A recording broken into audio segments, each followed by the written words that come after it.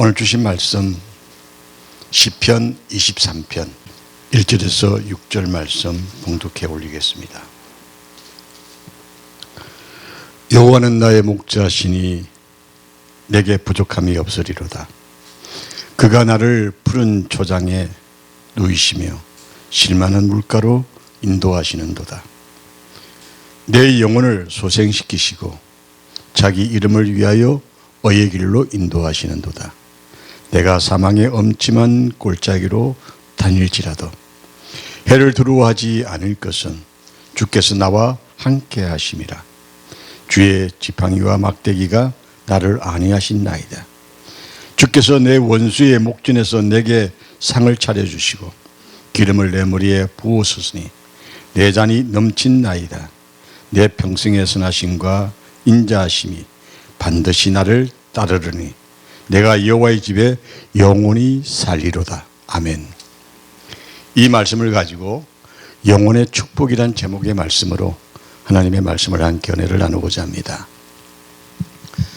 시편 23편의 말씀은 나의 신앙이 살아있느냐 죽어 있느냐를 깨닫게 하는 말씀입니다. 말씀이 나의 혼에 살아있을 때 나의 영이 깨어납니다. 잠언 23장 7절에 말씀하기를 대저 그 마음의 생각이 어떠하냐 그 위인도 그러한 적이라고 말씀하고 있습니다. 이 말씀처럼 우리도 우리의 삶 속에 하나님의 말씀이 살아있느냐 죽었느냐에 따라서 우리의 삶의 걸음이 달라집니다. 시편 23편의 말씀은 우리의 마음의 사색을 어떻게 해야 할 것이냐 하는 것을 가르쳐 줍니다. 이 시편 말씀에 우리가 젖어 있으면 새로운 생각과 새로운 삶이 형성되는 결과를 오게 되어집니다. 사울이라는 왕이 있었습니다. 그 사람은 삶 자체가 질투와 그리고 미움으로 가득 찬 삶이었습니다. 하나님이 부르셨지만 그의 삶은 어리석은 삶을 살았습니다. 참 시시하게 살았던 사람이 사울왕이 아닌가 생각이 되어집니다. 삼손이라는 사람이 있었죠. 여인의 품에 안겨서 세상 낙을 즐기다가 참 어리석게 산 사람이 삼손입니다. 인생을 살면서 우리가 신앙생활을 한다고 하면서 바로 사울과 삼손처럼 시시하게 사는 삶을 살 때가 참 많습니다. 우리 신앙생활 시시하게 하지 말고 참 하나님과 함께하는 복된 삶을 누려야 하는데 바로 오늘 본문의 말씀이 우리가 하나님과 함께하는 삶이 얼마나 기쁘고 즐거운지 우리에게 가르치는 말씀이 아닌가 생각이 되어집니다. 놀맨 빈센트 필이라는 목사님이 이런 말씀을 하셨습니다. 세상 만사는 마음가짐에 따라 달라진다 그랬습니다. 우리의 인생, 우리의 마음, 말씀에 잠겨 있을 때에 우리의 삶은 새롭게 변화되어지고 새로운 역사를 만들어낸다는 사실입니다. 시편 23편 3절에 말씀하기를 내 영혼을 소생시키시고 라고 고백합니다. 현대사회에서 사용하는 말 중 사이키아트리라는 말이 있습니다. 그 어휘는 히라보 사이카아트리아에서 나왔는데 이 사이키란 말은 영혼, 마음, 이성이라는 뜻을 가지고 있습니다. 아트리아는 치료, 소생, 회복, 치유 등으로 사용합니다. 이 두 단어의 합성어의 뜻은 영혼과 마음의 치료 또는 영혼과 마음의 소생 이렇게 의미할 수가 있습니다. 오늘 기독교인들 가운데에 마음이 병든 사람이 참 많습니다. 그 마음을 치유할 수 있는 방법이 오늘 우리에게 주시는 말씀이 치료의 은혜가 아닌가 생각이 되어집니다. 그리스도인이라고 하면서 외도하는 인생 살 때가 참 많죠. 저 역시 하나님 앞에 참 부끄러운 모습을 많이 가지고 있습니다만 정말 목회를 열심히 한다고 하면서도 마음은 세상 속에 가 있음이었고 세상과 짝할 때가 참 많았다는 것을 고백합니다. 그런데 그렇게 하고서 남은 결과가 무엇일까요? 돌아보면 참 어리석은 인생이었다. 참 시시하게 살았다. 좀 더 멋있게 예수를 믿었더라면 얼마나 좋을까.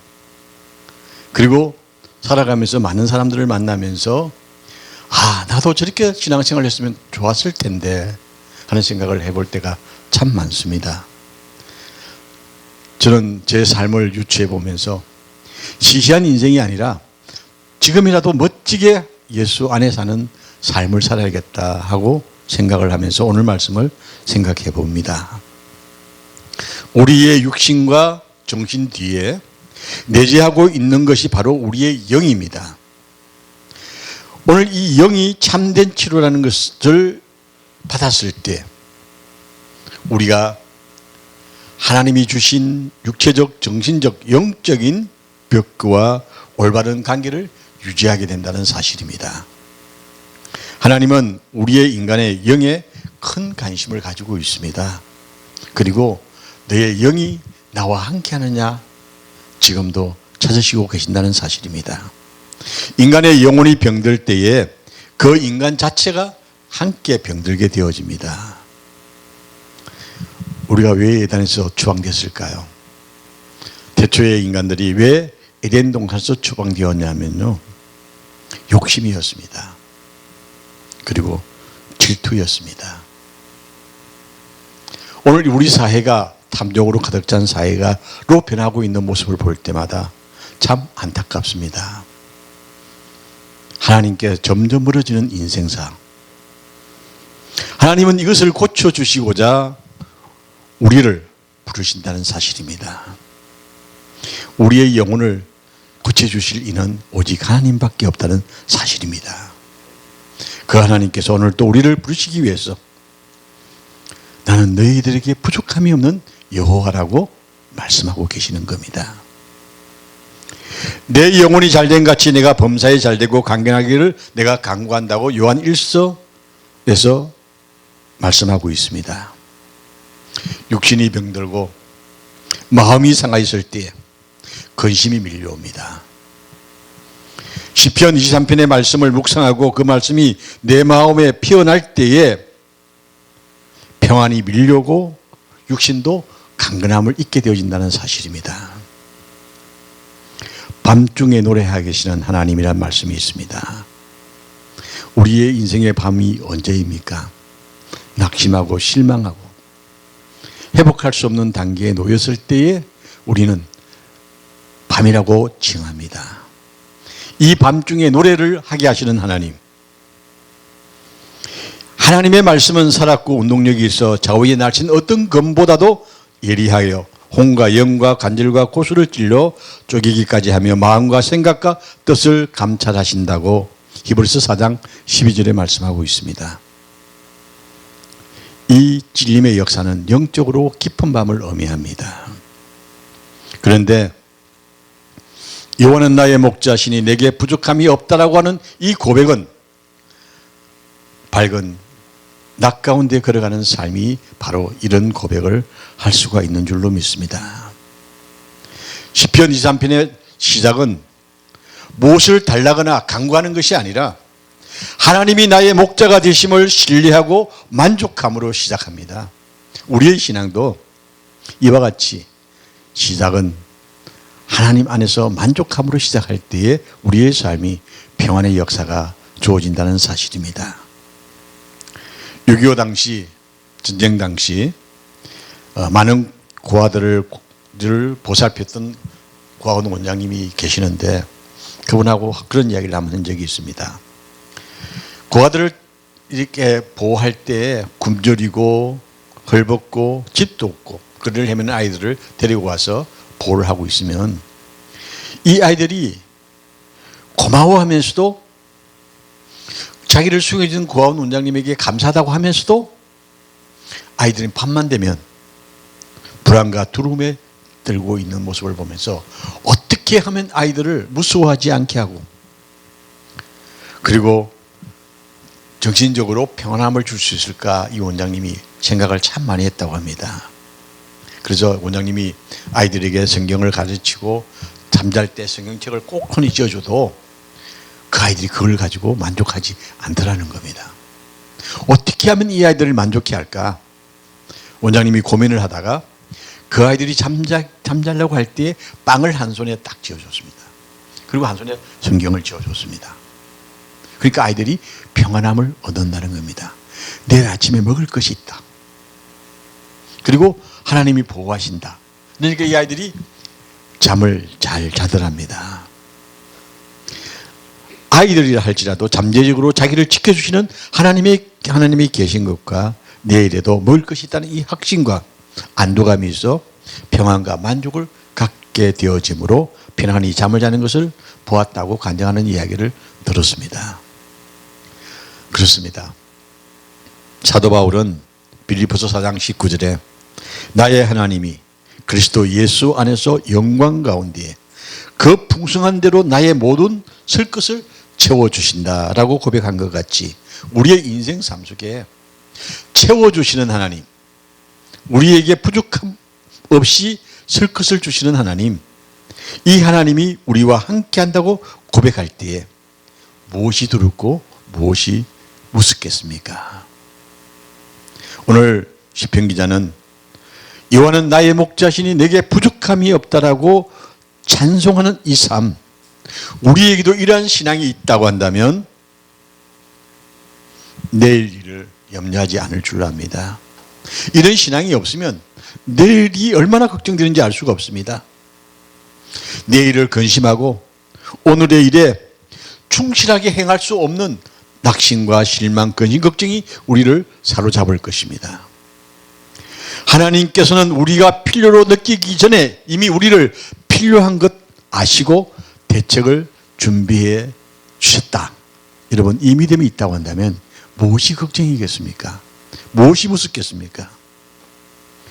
우리가 춥다고 하기 전에 우리가 따뜻하게 할 수 있는 기름과 석탄과 가스와 전기를 마련해 주셔서 우리가 따뜻하게 지낼 수 있도록 해주시는 하나님이십니다. 이 과학의 발달을 가만히 보면요, 인간이 편안하게 나아갑니다만 이게 하나님의 은혜라는 사실을 우리가 깨달을 때야 이 평안함이 진정 기쁨과 감사가 넘치는 삶이 될 줄 믿습니다. 하나님은 인생을 창조하시기 전에 기름진 땅과 풍성한 씨앗의 생명을 준비해 놓으셨습니다. 우리 배고픔을 아셨기 때문입니다. 예수님께서는 말씀하시길 구하기 전에 너희에게 있어야 할 것을 하늘에 계신 너희 아버지께서는 아신다라고 마태복음 6장 8절에 말씀하고 있습니다. 여호와 이레, 하나님 준비해 주시는 하나님이십니다. 아멘. 이 역사가 우리의 삶 속에 넘칠 때에 우리의 삶은 평안이 넘치는 삶이 되어질 줄로 믿습니다. 우리 인간은 모두가 내일을 염려합니다. 내일 염려하지 않는 사람은 없습니다. 그런데 근심하지 말라고 했습니다. 부활절 아침 이른 새벽에 빈 무덤을 찾아가는 여인들처럼 누가 무덤의 돌을 치워줄 것인가 하는 걱정, 근심. 그러나 하나님은 천사를 통하여 여인들이 무덤에 도착하기 전 무덤의 돌을 치워서 놓으신 것처럼 하나님께서는 우리의 내일을 준비해 놓으셨다는 사실입니다. 그러기에 염려와 걱정을 내려놓고 하나님을 찬송할 수 있는 여러분과 제가 되어지기를 주의 이름으로 축원합니다. 다윗은 시편 37편 25절에 내가 어려서부터 늙기까지 의인이 버림을 당하거나 그 자손이 결식함을 내가 보지 못했다 그랬습니다. 이 고백처럼 하나님은 선한 목자이시기 때문에 결코 의인이 버림을 당하지 않게 하실 줄 믿습니다. 그럼 우리가 의인의 생활을 하면 되는 겁니다. 간단한 법칙인데도 불구하고 우리가 그걸 믿음이 없어서 못하는 것뿐입니다.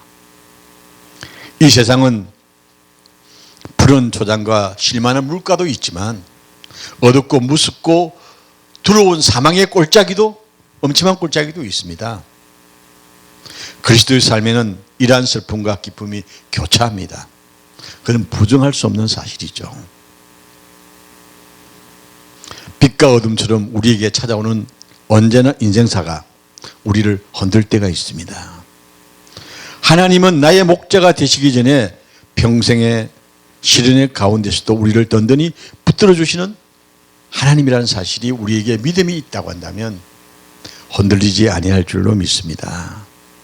많은 변천을 헤치고 통과하는 그 길이 의의 길에 서게 하시는 하나님의 은혜라는 사실을 우리가 사모할 때에 우리의 삶의 굴곡이 아무리 힘들고 어려워도 낙심하지 아니하고 승리의 길을 향하여 걸어갈 줄로 믿습니다.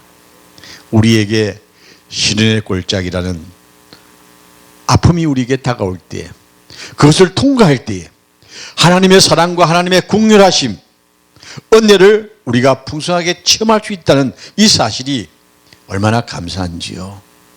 그것이 나의 속사람을, 내 영혼의 속사람을 성숙하게 자라게 해 주신다는 사실입니다. 하나님의 백성은 모두 그의 초장의 양입니다.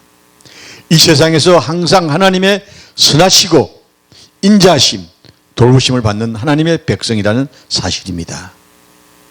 시편 기자는 자기 자신을 여호와의 양떼 가운데 하나님을 고백하면서 하나님의 보호와 보살핌, 인도하심, 공급하시는 은혜, 안전을 보장하신 영원한 하나님의 은혜를 노래하는 영혼의 찬송이 바로 시편 23편의 말씀입니다. 우리에게 인생의 밤이 찾아올 때에 하나님께서는 그것을 회복시켜 주시고자 우리를 부르셨습니다. 갑자기 날씨가 추워져서 많은 사람들이 추위에 감기도 걸리고 뭐 여러 가지 이야기들을 많이 하더라고요. 그런데 그런 가운데서도 이 계절은 가을입니다. 푸른 하늘을 보면 얼마나 감사한지요. 새소리, 물소리, 바람소리 얼마나 좋습니까? 감미롭습니다. 이와 같이 우리의 영혼이 찬송할 때 우리는 밤이 찾아와도 회복시켜주는 하나님이 계시기 때문에 흔들리지 않고 주님께서 우리에게 빛을 비춰주시는 은혜가 있기에 어둠도 두렵지 아니하고 걸어갈 수 있는 삶이 바로 오늘 주시는 말씀 가운데에 하나님께서 은혜로 역사하신다는 사실입니다. 주께서 지팡이와 막다기로 나를 안위하십니다. 어떤 상황이 주어진다 할지라도 흔들리지 아니하고 하나님과 동행할 수 있는 여러분과 제가 되기를 주의 이름으로 축원합니다.